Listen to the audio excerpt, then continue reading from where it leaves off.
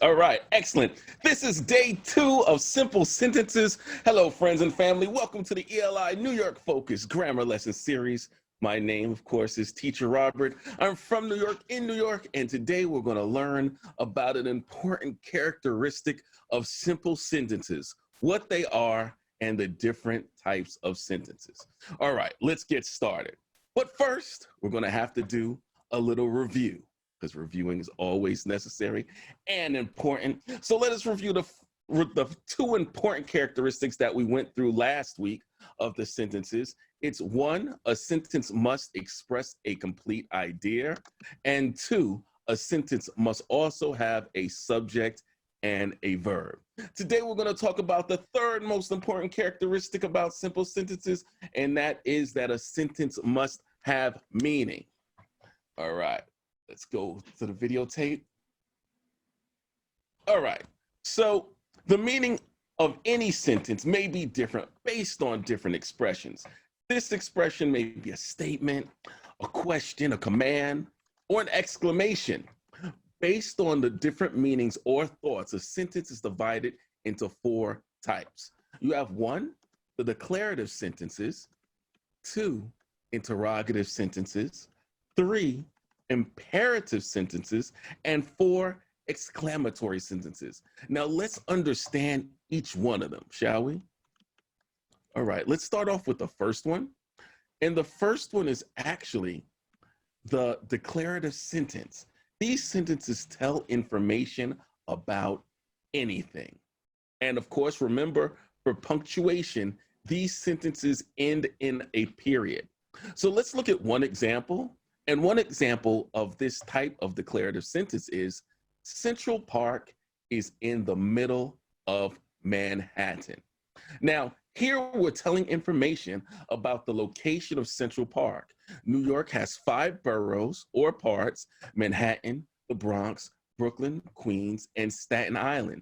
So what happens is, to tell exactly where Central Park is, you have to pick which part of the 5, which is Manhattan. And another example with Manhattan is an island. This is telling information about Manhattan that's not expressed in the name. Staten Island is an island where the college is from, but so is Manhattan. Manhattan is also an island. Now, both of these sentences end with a period, and these declarative sentences just state facts. Now, teachers use declarative sentences all the time to share information. And in the middle, you can see a photo which shows Central Park, a nature oasis in the middle of Manhattan, the Isle of Manhattan. And on the right, you see the 5 boroughs that make up New York City in color. So Staten Island is an island, and so is Manhattan. Then you have the Bronx, Brooklyn, and Queens. All right, so the next type of sentence is interrogative sentences. Now, these are my favorite because I think these questions, the who, what, when, where, why, and how, are the basis for the English language for writing and speaking. So interrogative sentences are used to ask a question, and for punctuation, these sentences end in a question mark. Here are some examples. Who are you? What did you do in Brooklyn? When did you move to New York? Where do you live? Why did you come to New York to learn English? How is life in New York? And later, we'll get going into intonations and actually how to use the tone in your voice to ask certain questions, but not right yet. Stay with us. So the next step that we have with these questions is this. Who uses interrogative questions? Of course, teachers do when they're questioning their students, but do police use interrogative questions to gather information? Why, yes, of course they do, and we all do, to gather information. So whenever you're asking a question, you're using an interrogative sentence which ends in a question mark. And here we have the NYPD. So let's look at the next type of sentences, which is imperative sentences. And imperative sentences gives a command or asks for a request. And imperative sentences end with two things. It can end with a period or an exclamation mark, depending on how forceful you say any sentence. Let's look at these examples. Put the key in the drawer. Wait for me. Please leave your bags by the door. Sit down and be quiet. The forcefulness decides what punctuation you're going to use. And the interesting thing is that we can see is that parents use imperative sentences to instruct their children. And of course, as parents, they use different tones and different stress so they can decide whether they're going to have an exclamation or a period in what they're saying to their child. Therefore, when we're giving a command or asking a question for any help or request, imperative sentences are used, and the forcefulness decides the punctuation. So let's look at the next and final form of a sentence, the exclamatory sentence or feelings. Exclamatory sentences end with an exclamation mark. When you are surprised, when you're happy, or when you're angry, you use exclamation to express your emotion. Let's look at this example. When you come to New York and you're not used to the tall buildings and the skyscrapers, you'll say, that's a tall building. Someone's surprised when coming to New York City for the first time, and maybe they see the Empire State Building. Or they say, what a beautiful day. Here we're expressing our emotion of happiness after having a very nice day. Or, he's a fantastic governor. Here we're expressing our satisfaction with the governor of New York State.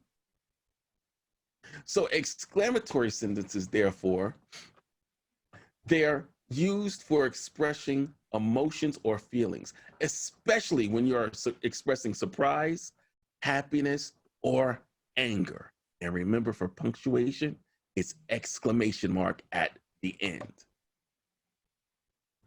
And next, let's do a little recap, because that's all about simple sentences so far. But let's remember, a sentence must express a complete idea. A sentence must have a subject and a verb, and a sentence must have meaning. And let's do a recap of what we did today. There are 4 types of sentences based on different thoughts to express that meaning. Declarative sentences, information and ends with a period. Interrogative sentences, those are questions and ends with a question mark. Imperative sentences, they give a command or ask a request and ends, depending on the forcefulness of your sentence, it ends with either an exclamation mark or a period. Exclamation, and the last one is the exclamatory sentences, and that express strong feelings of emotion and ends with an exclamation mark. Okay? So that's the gist of simple sentences. Are there any questions?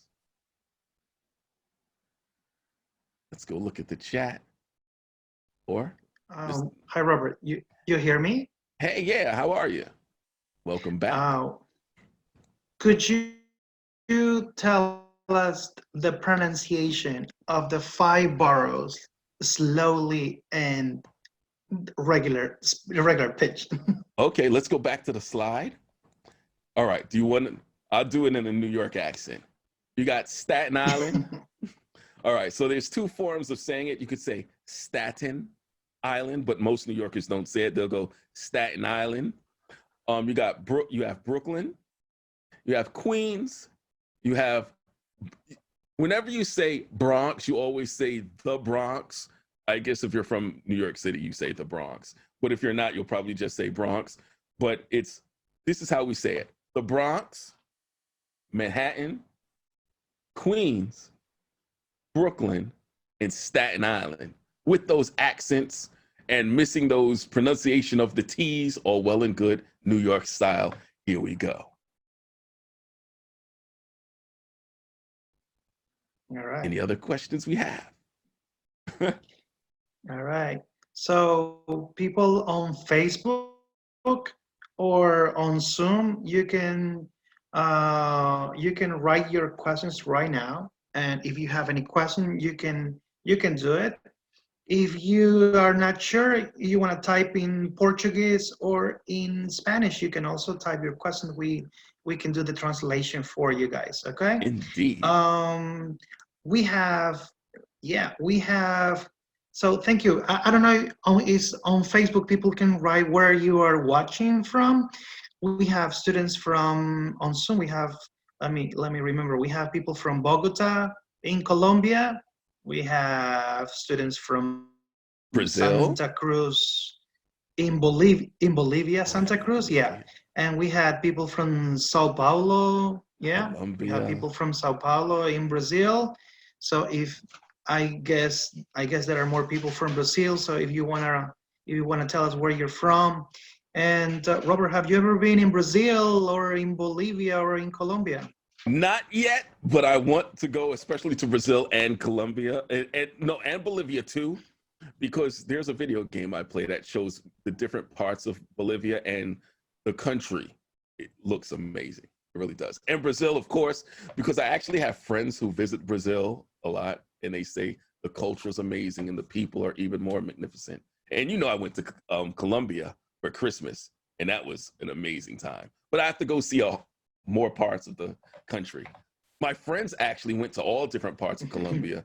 I don't know if they went to Bogota, but I know they went to Medellin, they went to Barranquilla, and they went to Cartagena, where I went with my parents. It was an amazing time. No. But yeah, Brazil All and right. Bolivia definitely on the Somebody list. is asking. All right. Somebody from Peru is asking, have you ever been in Peru? Not yet, but you have. They are asking, I thought you wanted to visit Machu Picchu. Yes, of course. And what are the lakes called?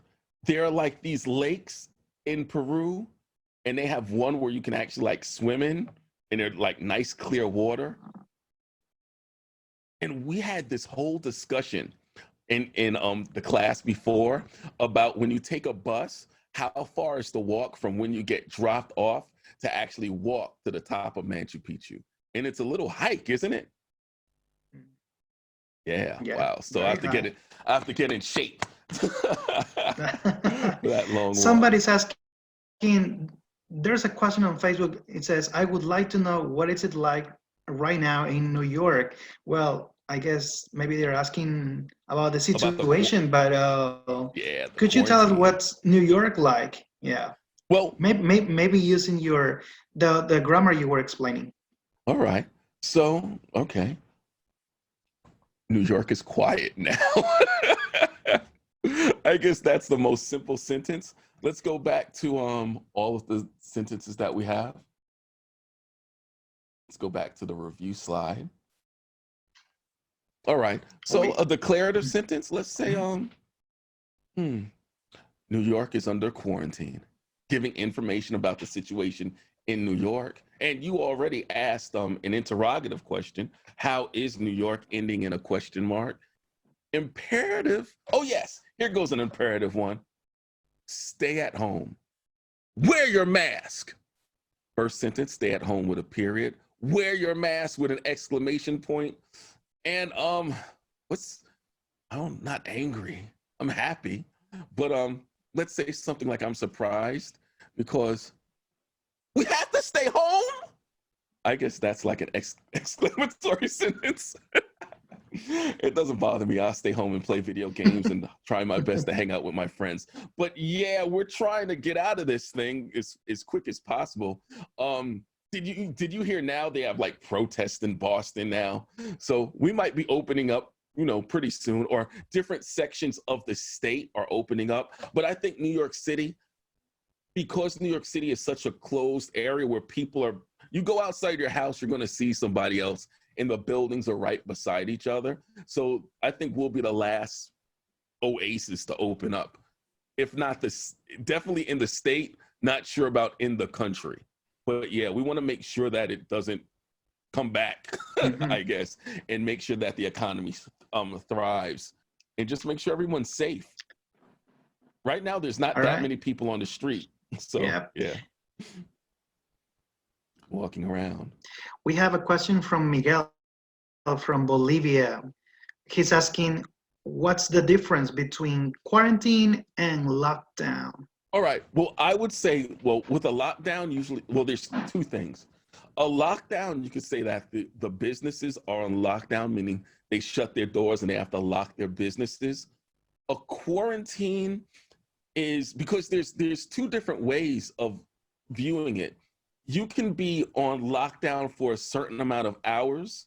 Like I know there's certain countries who have a quarantine, or because it's not too much of a difference, but usually quarantine is 24 hours. You can't leave your house, and there's no leaving your house at all for however long they think it's safe.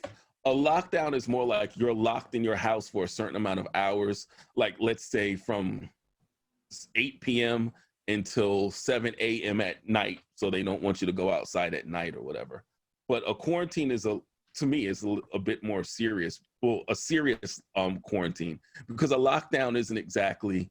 It's a suggestion. I think a lockdown is more enforced with like a legal term. When next comes martial law. Okay. Yeah, good question. Could you tell us? What's the difference Could you between tell us which and how what? do you say?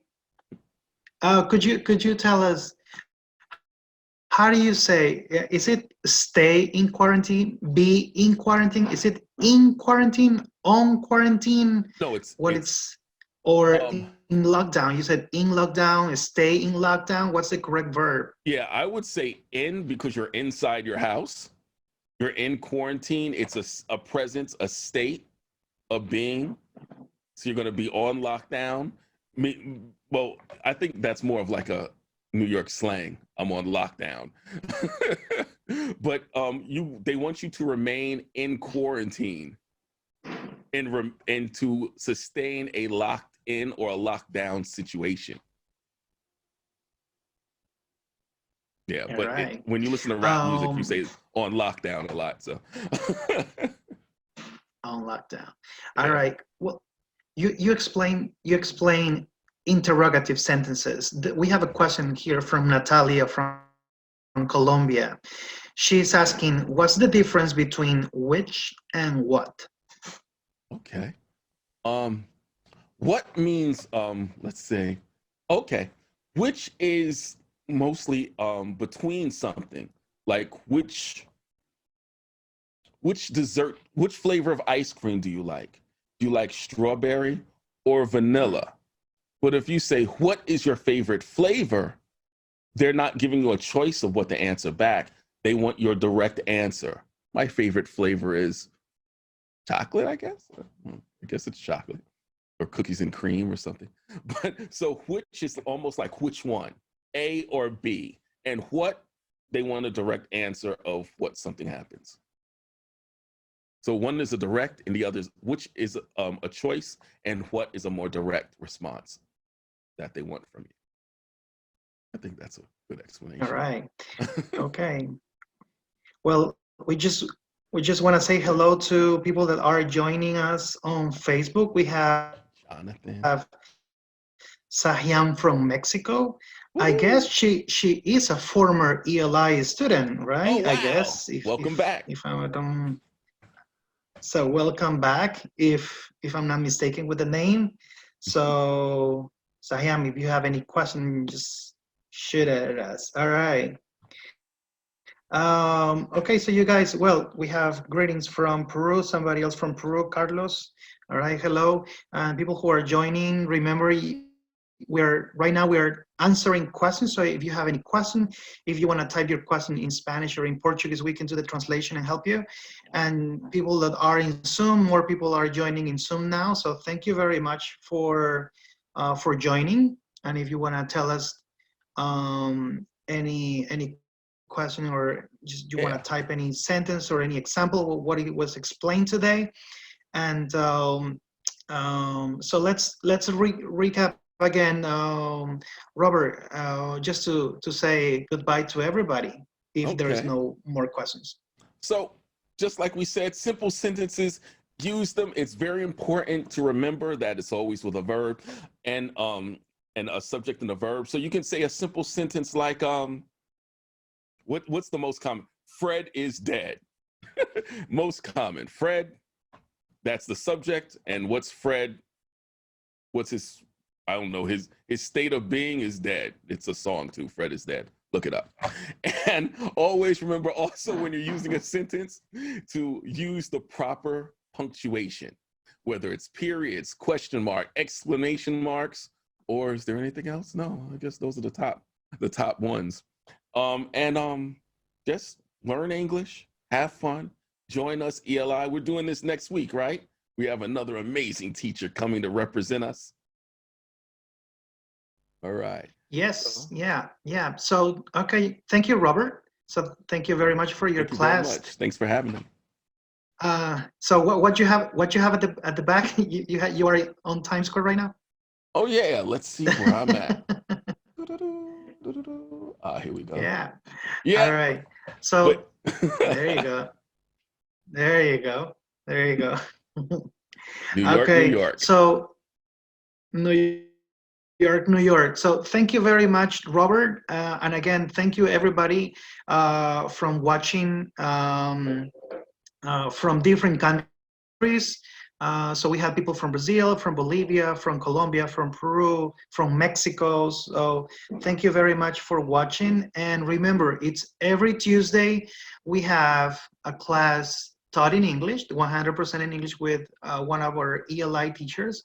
And on Wednesday, we're going to have the same class or maybe a different topic, but explain in Spanish and in English at the same time, okay? So thank you, everybody. And just to say goodbye, stay home, and everybody be safe, okay? Bye-bye from New York. Bye-bye. Take care. City of dreams. Bye-bye.